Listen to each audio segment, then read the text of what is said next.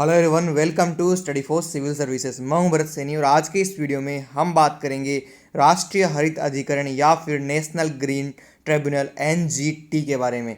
तो इस वीडियो में हम ये जानेंगे कि हमारे पास सुप्रीम कोर्ट जैसी एक स्वतंत्र संस्था होने के बावजूद हमें एनजीटी जैसी एक संस्था की क्यों ज़रूरत पड़ी और इसके उद्देश्य क्या है और ये क्या क्या काम करती है। तो इन्हीं सभी बिंदुओं को डिस्कस करते हुए इस टॉपिक को कंप्लीटली एनालाइज करेंगे। तो चलिए शुरू करते हैं। बट बिफोर वी बिगिन मैं आपको बता दूं कि हमारे कुछ पेड कोर्सेज है जहां पे आप यूपीएससी या फिर किसी अन्य स्टेट पीसीएस की प्रिपरेशन कर सकते हैं। And for more information you can contact here. तो चलिए शुरू करते हैं और बात करते हैं कि हम एनजीटी को कंप्लीटली कैसे डिस्कस करेंगे और एनालाइज करेंगे। सबसे पहले ये जानेंगे कि एनजीटी होती क्या है, एनजीटी के बेसिक्स क्या है, किस प्रकार इसका गठन हुआ और कब इसका गठन हुआ। इन सभी बातों को इस टॉपिक में डिस्कस करेंगे। उसके बाद जानेंगे कि एनजीटी की संरचना क्या है, कौन कौन इसमें मेंबर होते हैं, कितने इसमें मेंबर हो सकते हैं, इन सभी चीज़ों के बारे में।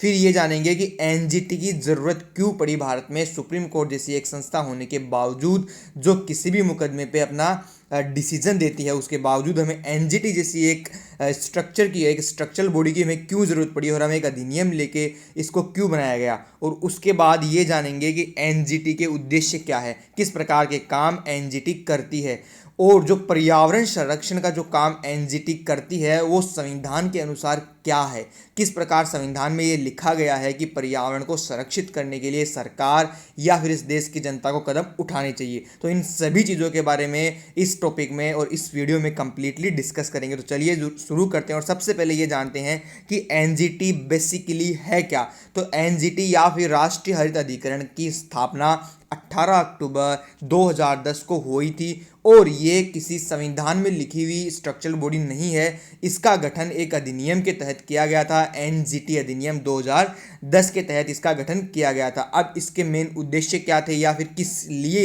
इसका गठन किया गया था।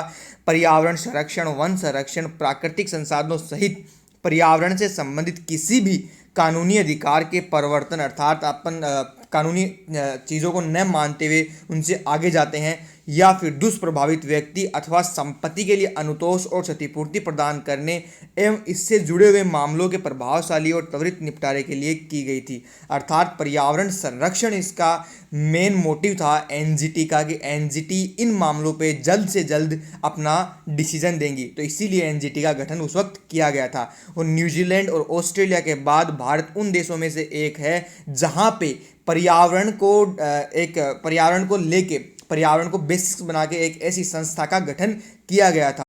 अर्थात भारत भी अब उन देशों में शामिल हो चुका है जहां पे पर्यावरण आधारित कोई संस्था है जो उन पे प्रभावशाली और त्वरित निपटारे के लिए जल्द से जल्द डिसीजंस देती है। तो ये बात हुई एनजीटी के बेसिक्स के बारे में। अब हम ये भी कह सकते हैं कि एनजीटी बेसिकली एक पर्यावरण अदालत है जिसको हाई कोर्ट के समान शक्तियाँ प्राप्त है। परंतु आप हाई कोर्ट और एनजीटी को कंपेयर नहीं कर सकते, क्योंकि हाई कोर्ट को जो शक्तियाँ मिली हुई है वो कॉन्स्टिट्यूशन या फिर संविधान से मिली है और एनजीटी को जो शक्तियाँ मिली है वो इसके लिए बनाए गए अधिनियम, एनजीटी अधिनियम 2010 से मिली है। तो इनकी शक्तियों में भी डिफरेंस है। तो ये इसके बेसिक्स के बारे में बात हुई। अब इसके कुछ फैक्ट्स के बारे में बात करते हैं। इसके सबसे पहले जो अध्यक्ष नियुक्त किए गए थे वो थे जस्टिस लोकेश्वर सिंह पंटा, जिनको 18 अक्टूबर 2010 को नियुक्त किया गया था। उसके बाद दूसरे थे स्वतंत्र कुमार, जो कि एक जस्टिस थे और दिसंबर 2017 में इनका 5 वर्ष का कार्यकाल पूरा हुआ था, जो इसके दूसरे अध्यक्ष नियुक्त किए गए थे। अब बात करते हैं उसके बाद कौन अध्यक्ष बनाए गए। कार्यवाहक अध्यक्ष उनके बाद बनाए गए थे जस्टिस यूडी साल्वी, जो कि फरवरी 2018 में सेवानिवृत्त हो गए थे। और रिसेंटली अब कौन इसके अध्यक्ष हैं, वर्तमान में इसके अध्यक्ष जस्टिस आदर्श कुमार गोयल है। तो ये इसके फैक्ट्स के बारे में बात की एनजीटी के बारे में कि कौन इसके अध्यक्ष रहे हैं और कौन इसके वर्तमान में अध्यक्ष है।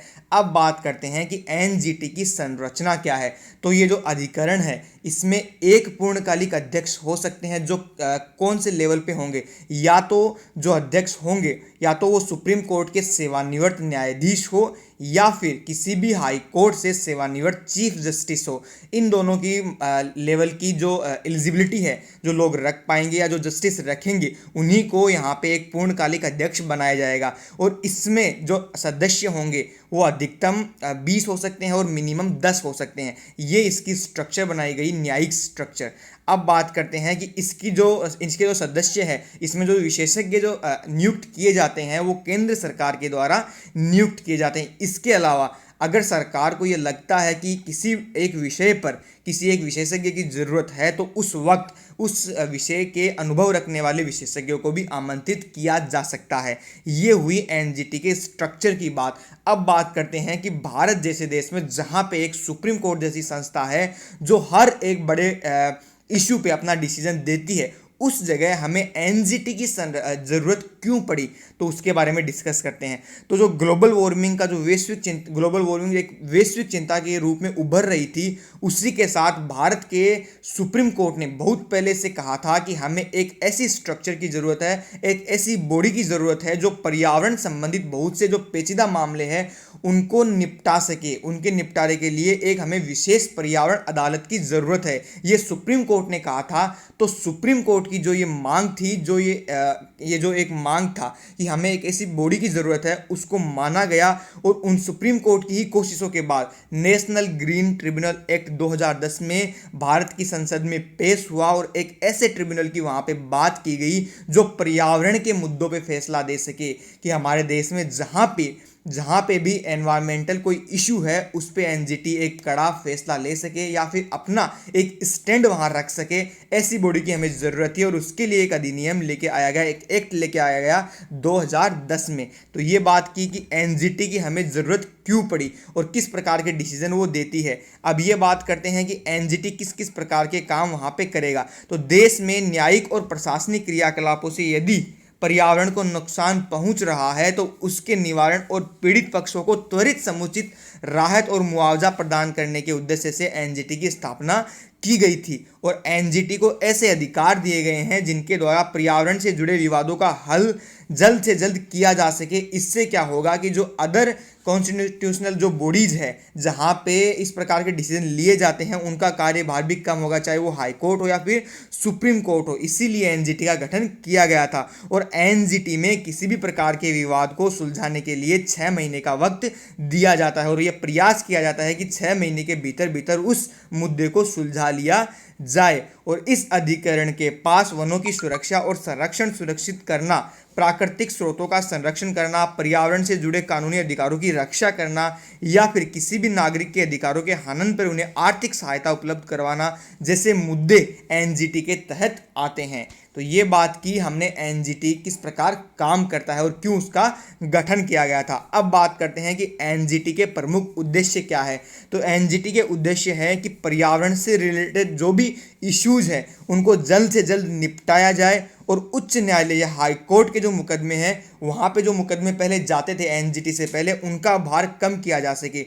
क्योंकि अगर एनजीटी जैसी बॉडी नहीं होगी तो सारे environmental related issues high court या सुप्रीम कोर्ट में जाएंगे, तो हाई कोर्ट और सुप्रीम कोर्ट में जो मुकदमों का जो भार होगा, जो वर्कलोड होगा वो बढ़ जाएगा। तो उस प्रकार के वर्कलोड को कम करने के लिए एनजीटी क्या करता है, एनवायरमेंटल इश्यूज को जल्द से जल्द रिजोल्व करता है। तो ये हुआ एनजीटी के कुछ उद्देश्य कि हमें किस प्रकार एनजीटी को डिस्कस करना है और एनजीटी का काम क्या है। और एनजीटी एक ऐसा निकाय है जहाँ पे पर्यावरण संबंधित विवाद होते हैं या फिर जो भी बहुअनुशासनिक मामले होते हैं उनको एक आवश्यक तंत्र से, अर्थात अगर आपका कोई इशू है तो उसके लिए किस प्रकार की एक बॉडी चाहिएगी उसको सोल्व करने के लिए, किस प्रकार का स्ट्रक्चर चाहिएगा सोल्व करने के लिए, उसका वहाँ पे गठन किया जाता है एनजीटी के तहत। तो ये बात की एनजीटी के कुछ उद्देश्य के बारे में। अब बात करते हैं कि एनजीटी का जो गठन किया गया था वो पर्यावरण संरक्षण के लिए किया गया था। और पर्यावरण संरक्षण हमारे संविधान के अनुसार क्या है, संविधान में कहाँ कहा गया है कि हमें पर्यावरण संरक्षित करना चाहिए देश के नागरिकों को या फिर देश की सरकार को, तो उसके बारे में अब डिस्कस करते हैं। भारत का संविधान अनुच्छेद 323B के अकॉर्डिंग संसद को ये शक्ति देता है कि वो श्रम विवाद या फिर पर्यावरण से रिलेटेड किसी इशू के लिए कोई अधिकरण बना सके। तो ये अधिकार जो मिला है उसी के तहत पर्यावरण संरक्षण के उद्देश्य से राष्ट्रीय हरित न्यायाधिकरण कानून 2010 लेके आया गया और उसके तहत एनजीटी की स्थापना की गई। और आपको 42वें संविधान संशोधन के बारे में तो पता ही होगा कि भारत के संविधान के अंदर जो संशोधन हुए उसके इतिहास में 42वां संविधान संशोधन एक बहुत ही बड़ा स्थान रखता है। तो 1977 में जो 42 सेकेंड जो ये हुआ था कॉन्स्टिट्यूशन अमेंडमेंट, उसमें क्या किया गया था कि ये ऐड किया गया था कि जो केंद्र और राज्य सरकारें हैं उनको पर्यावरण संरक्षण को बढ़ावा देना अब अनिवार्य हो जाएगा। तो यहीं से पर्यावरण संरक्षण का स्पष्ट उल्लेख हमारे संविधान में किया गया था। कौन से संविधान संशोधन द्वारा? 42वें संविधान संशोधन द्वारा 1977 से ये हुआ पर्यावरण संरक्षण संविधान के अनुसार। और हमारे जो नीति निर्देशक तत्व है या फिर नीति निर्देशक जो सिद्धांत हैं उनमें 48A में ये जोड़ा गया कि राज्य पर्यावरण के संरक्षण एवं सुधार और देश के वनों तथा वन्य जीवों की सुरक्षा के लिए प्रयास करेगा। और इसी संशोधन के तहत संविधान में अनुच्छेद 51A(G) भी जोड़ा गया, जिसमें कहा गया कि प्रत्येक नागरिक का ये कर्तव्य है कि वह प्राकृतिक वातावरण के संरक्षण तथा सुधार के लिए कार्य करे तथा जीवित प्राणियों के प्रति दया भाव रखे, जिनमें वन, झील, नदियाँ और वन्य जीव शामिल है। तो हुआ क्या है कि 42वें संविधान संशोधन के द्वारा सरकारों और देश के नागरिकों दोनों को पर्यावरण संरक्षण के लिए इंस्ट्रक्शन दिए गए हैं और गाइडेंस दिया गया है संविधान के द्वारा। तो 42वां संविधान संशोधन पर्यावरण की दृष्टि से बहुत इंपॉर्टेंट हो जाता है। तो ये हमने बात की कि पर्यावरण संरक्षण हमारे संविधान में कहाँ पे लिखा गया है और किस प्रकार गाइड किया गया है। तो हमारा वीडियो यहीं खत्म होता है। Thank you for watching our video. Please like, share and subscribe our channel. Bye bye.